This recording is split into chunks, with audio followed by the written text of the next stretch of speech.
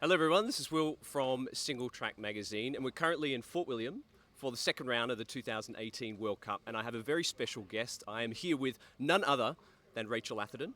Hello, hello. And Rachel, I take it you're pretty excited about the weekend's racing? Yeah, definitely. I mean, Fort William is such an amazing World Cup. It's our home World Cup, and it's so cool just being here with all the people and all the fans, and let alone all the cool new kit we get for the Fort William race. So yeah, really excited. Speaking of new kit, we have this lovely bike here, so I'd love to ask you a few questions about this. This is the first time you've seen this paint job, is that right? Yeah. First time we've seen it today. We've been working with Trek and the race shop out there in America to get the design just spot on for the last couple of months. So it's amazing to see it in the flesh, and having a custom painted bike from the guys at Trek is so awesome. And then to get it at Fort William World Cup, it's really making it a special event. So hope it goes fast. Absolutely.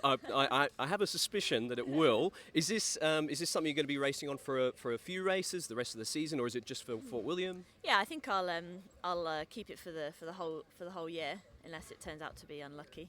But hopefully it's not. So yeah, I think we'll race on it all year, and just it's just cool. I love the blue.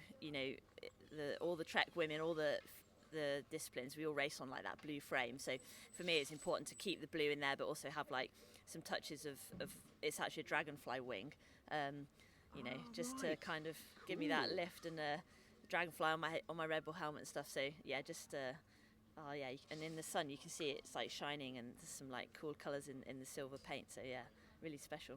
Yes, conveniently a brief patch of sunlight there. There's some Scottish sun up there. Now, can you tell us a bit more about the bike, or what sort of model it is, and some of the highlights on here? Are there any particular parts that you're just like, oh yeah, that's amazing, Yeah, well, obviously, this is my race bike, so it's the Trek Session 9.9. Mm-hmm. It's a large frame. I run like an offset cup, so it brings it a little bit shorter for me.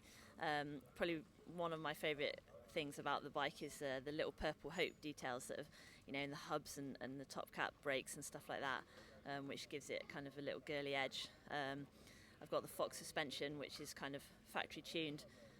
And the guys at Fox work so hard, all the World Cups, the riders are always, change this, let's do this, and obviously my mechanic Joe Krebick is keeping it race ready, and I try not to take it home and cover it in mud too much between races. So yeah, it's Don't nice scratch and shiny. Yeah, exactly. Yeah.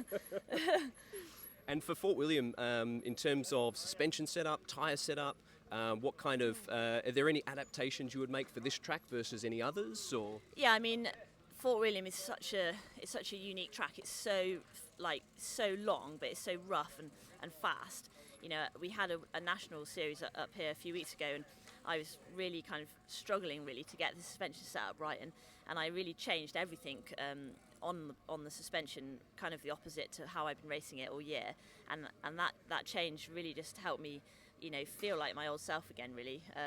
After those injuries last year, I kind of lost a bit of confidence. So for me, this suspension is so important to get right, and to get it right for where you are at that point in time, how you're confident you're feeling, how strong you're feeling. And we've changed it, tried things like these are actually the low rise bars from Renthal, but I've tried the higher rise bars, but I didn't like them as much, and it just little things that help you feel comfortable on the bike, so you can just bang out those runs and hopefully get up to race speed. Yes, absolutely. And as far as the weather's concerned this weekend, slightly a little bit patchy. Will that change anything we set up for you if the heavens open up? Or? Yeah, I mean, if it really gets wet up there, and it's quite a good track for the rain because it doesn't really change that much. Almost in the rain, the surface actually gets better and more grip. It's quite gravelly and dry, so.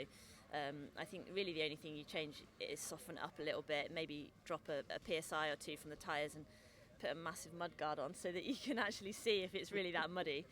But really it stays the same, your setup is you set up the track unless it's really minging. But they've changed the wood section here for this World Cup.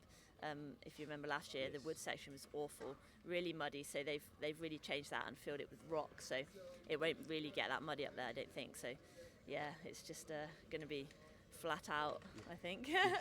Warp speed, I'm sure. Yeah, exactly, yeah. I think I'm really excited. I think everyone's feeling ready for it and ready to go.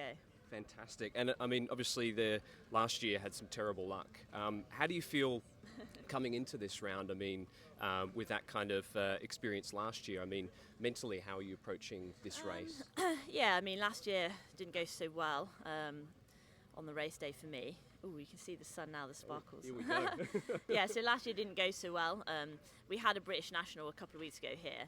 So G and I, both coming back here for the first time after our big injuries, and that was actually pretty nerve-wracking. We were very nervous dropping in for the first time, and it's just one of those things. The sport is gnarly, it's dangerous, and you've just got to get on your bike and have fun.